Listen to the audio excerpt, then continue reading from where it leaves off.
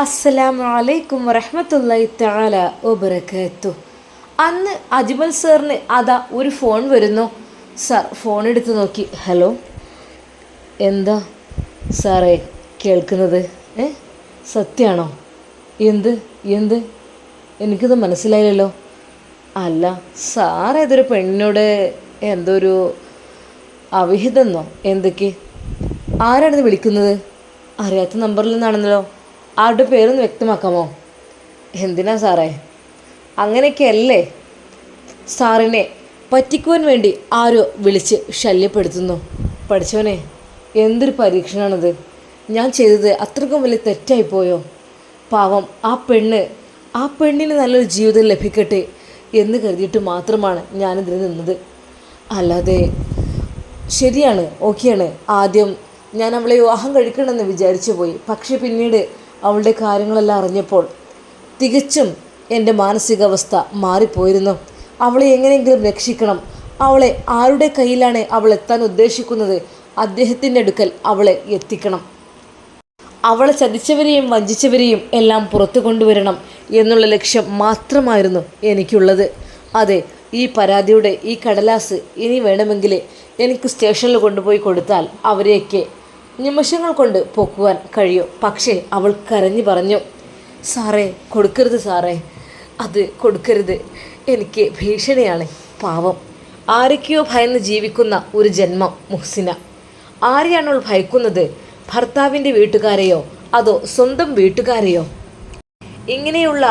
ഇങ്ങനെ കണ്ണുനീർ വാർത്തു കഴിയുന്ന എത്രയോ ജന്മങ്ങൾ വീടിനുള്ളിൽ കിടക്കുന്നുണ്ടാകും, ഒന്നും പുറത്തു പറയാതെ. ആരൊക്കെയോ ഭയന്ന് അങ്ങനെ എത്ര.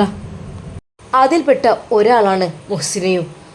വല്ലാത്തൊരു കഷ്ടം തന്നെ. ഇപ്പോഴിതാ തലങ്ങും വിലങ്ങും കോള് വരുന്നു. ആ കുട്ടി ഒന്ന് യെസ് പറയുകയാണെങ്കിൽ ഞാൻ ഈ നിമിഷം തന്നെ അത് കൊണ്ടുപോയി കൊടുക്കും. എന്തായാലും വേണ്ടില്ല, അവളെ വിളിച്ച് കാര്യം പറയുക തന്നെ. അപ്പോൾ തന്നെ സാരദ ഫോൺ എടുത്ത്, വിളിക്കണോ? വേണ്ട, മെസ്സേജ് അയക്കാം. മെസ്സേജ് അയക്കുന്നു. മുഹ്സിന, നീ ഇതിൽ നിന്ന് പിന്മാറരുത്.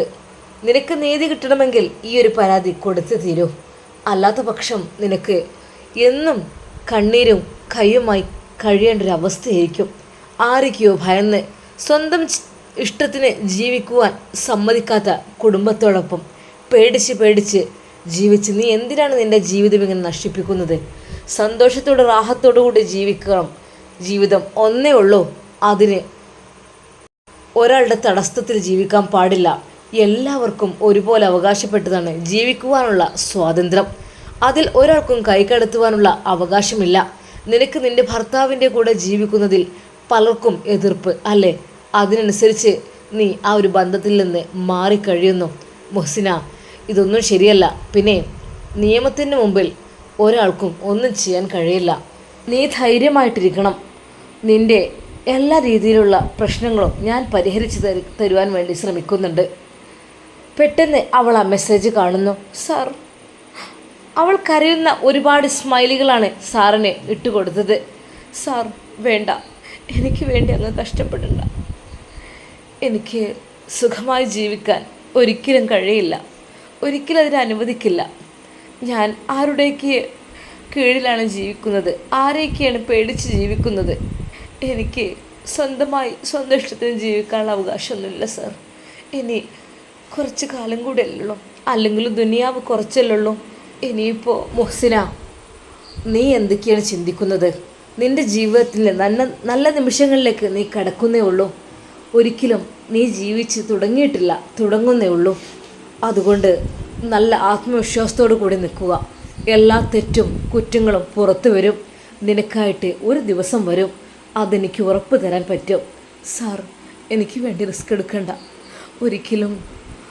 അല്ല, നീ വരുന്നില്ലേ നാളെ ട്യൂഷൻ സെൻറ്ററിൽ? സാർ സമ്മതിക്കില്ല. ഓഹോ, വീണ്ടും നീ ആരുടെയൊക്കെയോ കീഴിൽ ഭയന്ന് ജീവിക്കുന്നവളാണ്. നിൻ്റെ ഒരു വരുമാന മാർഗം പോലും കണ്ടെത്തുവാനുള്ള തൻ്റെ ഇടം നിനക്കില്ലാതെ പോയി. സാറേ, സാറിനറിയായിട്ടാണ് വീട്ടിലെ സ്ഥിതികളും കാര്യങ്ങളും എല്ലാം എനിക്ക് മനസ്സിലാവുന്നുണ്ട്. പിന്നെ ഒരിക്കലും നീ ബുദ്ധിമുട്ടാകാൻ പാടില്ല. നീ ആഗ്രഹിച്ച രീതിയിൽ നിന്നെ എത്തിക്കണം. അതെൻ്റെ ഒരു വാശിയാണ്. കാരണം മറ്റൊന്നുമല്ല, എൻ്റെയും നിൻ്റെയും പേരിൽ പ്രചരിക്കുന്ന ആ ഒരു കാരണങ്ങൾ കൊണ്ട് തന്നെ എനിക്ക് വാശി കൂടിക്കൂടി വന്നു. അതേ, വെറുതെ അങ്ങ് നേടിയെടുത്തതല്ല ഈ ക്യാഷും കാര്യങ്ങളും. ഇത് കണ്ടോന്നും അത്യാവശ്യം ഹാർഡ് വർക്ക് ചെയ്തിട്ട് തന്നെയാണ് എല്ലാം ഞാൻ നേടിയെടുത്തത്. അതുപോലെ എന്തും ഹാർഡ് വർക്ക് ചെയ്താൽ നേടിയെടുക്കാൻ എനിക്ക് കഴിയുമെന്ന് എനിക്ക് ഉറപ്പുണ്ട്. അടുത്തത് നിൻ്റെ ഊഴമാണ്. നിൻ്റെ ആഗ്രഹങ്ങൾ സാധിപ്പിച്ചു തരിക. നിനക്ക് വേണ്ടി എന്തും ചെയ്യുക. സാർ, നിങ്ങൾ എന്തൊക്കെയാണ് പറയുന്നത്? അതെ, എൻ്റെ കാരണം കൊണ്ട് നിനക്ക് അങ്ങനെയൊക്കെ ഒരു ചീത്തപ്പേരൊക്കെ വന്നു കഴിഞ്ഞു. ഒരിക്കൽ പോലും തെറ്റായ രീതിയിൽ ഞാനൊന്നും നിന്നോട് പറഞ്ഞിട്ടില്ല എന്ന് നിനക്ക് നന്നായിട്ടറിയാം അല്ലേ? സാർ, ഒന്നും പറഞ്ഞിട്ടില്ല. അതാണ്. പക്ഷേ അത് ആളുകളുടെ മുമ്പിൽ, നാട്ടുകാരുടെ മുമ്പിൽ ബോധിപ്പിക്കാൻ നമുക്കൊരിക്കലും കഴിയില്ല. അതിനുവേണ്ടി നമ്മൾ എത്രയൊക്കെ തന്നെ ത്യാഗം സഹിച്ച് ഇല്ല എന്നൊക്കെ പറഞ്ഞാലും ആരും വിശ്വസിക്കൂല. അത് എനിക്കും നിനക്കും പടച്ച റബ്ബിനും മാത്രം അറിയാം എന്തെങ്കിലുമൊക്കെ സംഭവിച്ചിട്ടുണ്ടോ ഇല്ലയോ എന്ന്. പക്ഷേ നാട്ടിൽ പ്രചരിക്കുന്നത്, എനിക്ക് ഒരു ഫോൺ കോൾ വരുന്നു, സാറെന്താ പെണ്ണിനെ ചെയ്തത്, ആ പെൺകുട്ടിയെ സാറെന്ത് ചെയ്തു എന്നൊക്കെ ചോദിച്ചിട്ട്. മുഹ്സിന, സത്യം പറഞ്ഞാൽ നിനക്കൊരുപാട് ശത്രുക്കളുണ്ട് എനിക്കും എന്നാണ് എനിക്ക് തോന്നുന്നത്. സാറേ, ആര് വേണമെങ്കിലും എന്തും പറഞ്ഞോട്ടെ, പക്ഷേ എൻ്റെ ഭർത്താവ്, എൻ്റെ സിനാൻ എന്നെ ഒന്നും. ഹേയ്, സാരല്ല, ഒരുപക്ഷെ തെറ്റിദ്ധാരണ അവിടെയും എത്തിയിട്ടുണ്ടാവും. നീ ഒന്നുകൊണ്ടും വിഷമിക്കണ്ട, അതൊക്കെ ഞാനങ്ങ് സോൾവ് ചെയ്തോളാം, നീ വിഷമിക്കണ്ട. ഈ സമയം അതാ റഷീദ് ഉമ്മയുടെ വീട്ടിൽ. സമയം ഏറെക്കുറെ വൈകിയപ്പോഴാണ് ആ ഫോൺ അവളെടുത്ത് കുറച്ച് പുറത്തേക്ക് കാണുന്നിടത്തേക്ക് വെച്ചത്. ഫോൺ എന്താ ഇവിടെയൊക്കെ നോക്കിപ്പോയതാണല്ലോ. എന്തപ്പോൾ ഇതിങ്ങനെ വല്ലാത്തൊരു, ആർക്കറിയാം. ഷാഹിന അങ്ങോട്ട് അറിയാത്ത രീതിയിൽ ചെന്നു. ഷാഹിന, എൻ്റെ ഫോൺ ഇവിടെ നിന്നാണ് കിട്ടിയത്, നേരത്തെ നോക്കിപ്പോയിനല്ലോ ഇവിടെ. ഉമ്മ, അത് ജിന്നായിരിക്കും ചിലപ്പോൾ. ഈ ജിന്നാൾ അവിടെ ഇവിടെ കൊണ്ടേക്കുന്നൊക്കെ പറഞ്ഞേക്കാലോ, അതായിരിക്കും ആണെങ്കിൽ. ഷാഹിന, ജിന്നെ കളിയാക്കുന്നുണ്ടോ? എന്തിനും കളിയാക്കണേ? കളിയാക്കേണ്ട ആവശ്യമൊന്നുമില്ല. എന്തൊക്കെ തന്നെയാലും എൻ്റെ മരോളെ ഉമ്മ, നിങ്ങളിത് ഇനി എല്ലാവരോടും വിളിച്ച് പറഞ്ഞ് പാട്ടാക്കണ്ടോ? ശരിയാ തെറ്റോ അറിയാതെ അതൊന്നും ഇതാക്കാൻ പാടില്ലമ്മ. എനിക്കിപ്പോൾ ഇത്ര വലിയ ബേജാറ്? നിങ്ങളെന്തെങ്കിലും തമ്മിൽ വലിയ ബന്ധങ്ങളുണ്ടോ? എനിക്ക് നല്ല ഉറപ്പുണ്ട് നിങ്ങൾ തമ്മിൽ എന്തൊക്കെയോ ഉണ്ട് എന്നുള്ളത്. അതെ, റഷീദാനെ തോൽപ്പിച്ചിട്ട് നിങ്ങളാരും ജയിക്കാൻ നോക്കണ്ട കേട്ടോ. റഷീദ് എവിടെയും തോറ്റിട്ടില്ല, എന്നും വിജയിച്ചിട്ടേ ഉള്ളൂ, തോറ്റിട്ടില്ല. തോൽക്കാൻ മനസ്സുമില്ല. എന്തേ? റഷീദയുടെ അഹങ്കാരം കൂടിക്കൂടി വരുന്നു. ഭർത്താവിൻ്റെ ക്യാഷ് കിട്ടിയിട്ടില്ല, പക്ഷേ ദേഷ്യമുണ്ട്, ചോദിക്കാനും വയ്യ. ശമ്പളം കിട്ടേണ്ട കാലൊക്കെ അയക്കണ്, എവിടെ പോയി കിടക്കുക വിചാരിച്ചിക്കണ്. അതിന് വേണ്ടിയിട്ടാണോ ഇപ്പം ഞാൻ പറഞ്ഞത്? എന്തായാലും വേണ്ടില്ല, ഇന്നൊന്ന് ചോദിക്കണം, ഈ ഒരു കാര്യവും പറയണം.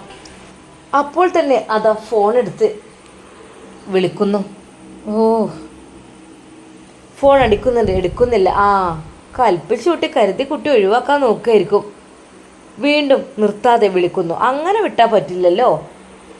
കാല് ഏറെക്കുറെ ശരിയായപ്പോൾ അഹങ്കാരം വീണ്ടും കൂടിയ പോലെയാണ് ഷാഹിനക്ക് തോന്നിയത്.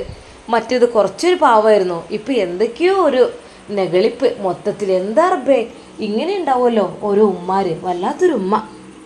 ഉപ്പയുടെ ഫോണിലേക്ക് വീണ്ടും അതാ വിളിക്കുന്നു. എന്താണ്? ഉപ്പ ഫോൺ എടുക്കുന്നു. പിന്നെ എന്തിപ്പോൾ നിങ്ങൾ ഫോണൊന്നും എടുക്കാത്തത്? നിങ്ങൾ പോയോടത്ത് പെണ്ണറ്റ കെട്ടിക്കൂടിക്കണോ? റഷീദി ഉമ്മയുടെ ആ ഒരു സംസാരം ഉപ്പാക്ക് തീരെ അങ്ങ് പിടിച്ചില്ല. റഷീദ, സൂക്ഷിച്ച് സംസാരിക്കണം. ഞാനിവിടെ പെണ്ണ് കെട്ടിക്കൂടാൻ വന്നതാണോ? അല്ലേ, നിങ്ങൾ വിളിയില്ല തെളിയില്ല പൈസ ഇല്ല പറഞ്ഞ പോലെയാണ്. അതൊക്കെ കുറച്ച് കുറവായിരിക്കും. അവിടെ നിൽക്കുമ്പോൾ ഒരു സുഖ സമാധാനം തരാഞ്ഞ പിന്നെ എന്ത് ചെയ്യാ? റഷീദ, ഞാനിവിടെ ഒരു പെണ്ണ് കെട്ടിയങ്ങ് കൂടുകയാണ്. ഇവിടെ ഇഷ്ടം പോലെ പെണ്ണുങ്ങളുണ്ട്, മിസിരി പെണ്ണുങ്ങളുണ്ട്, നല്ല നല്ല ചൊങ്കത്തികൾ, അറബി പെണ്ണുങ്ങളുണ്ട്, ഫിലിപ്പൈൻസുകളുണ്ട്. ഏത് വേണമെങ്കിലും കെട്ടാൻ ഓലൊക്കെ ഓക്കെ ആയിരിക്കും. എന്തേ കെട്ടിയിട്ട് അങ്ങോട്ട് കൊണ്ടുവരണോ വീട്ടിക്ക്? ദേ മനുഷ്യ, നിങ്ങൾ വല്ലാതെ ചിലക്കണ്ട കേട്ടോ. അതെന്തേ? ഞാൻ എൻ്റെ ഇഷ്ടം പോലെ ഇങ്ങോട്ട് പോകുന്നതാണ്. അവിടെ നിൽക്കുക ഈ ഏതായാലും സമ്മതിക്കൂല. ഇവിടെ വരുമ്പോഴെങ്കിലും എനിക്കൊരു പെണ്ണിൻ്റെ തുണ വേണ്ടേ? എൻ്റെ കാര്യങ്ങളൊക്കെ ചെയ്തു തരണ്ടേ അവള്? ബാപ്പി മോനൊക്കെയാണ് പെണ്ണെട്ടി കൂടിക്കൂടി, ഒന്നും രണ്ടും മൂന്നൊക്കെയാണ് കെട്ടിക്കൂളി, സമാധാനം പള്ള നിറയട്ടെ. സിനാനുണ്ടാവുമല്ലോ, ഓനോടും കൂടെ തന്നെ പറഞ്ഞാളി, എവിടെ വെച്ചാൽ വിളിച്ച് കാണും. എനിക്ക് അവൻ്റെ കണ്ണെടുത്താൽ കണ്ടുകൂടോ അവൻ്റെ മുഖം. ഏത് സമയവും പെണ്ണുങ്ങളായിട്ട്. ഇപ്പം എന്തായി? നിങ്ങളെ മരുവളെ കുറിച്ച് പറഞ്ഞ് കേട്ടില്ലേ? ട്യൂഷൻ സെൻ്ററത്തെ മാഷ കൂടെ പോയിന്ന്. എന്താന്നില്ലേ, എന്തായിരുന്നു ബാപ്പാക്കും മോനോളം അങ്ങോട്ട് കൊഞ്ചിക്കലോ.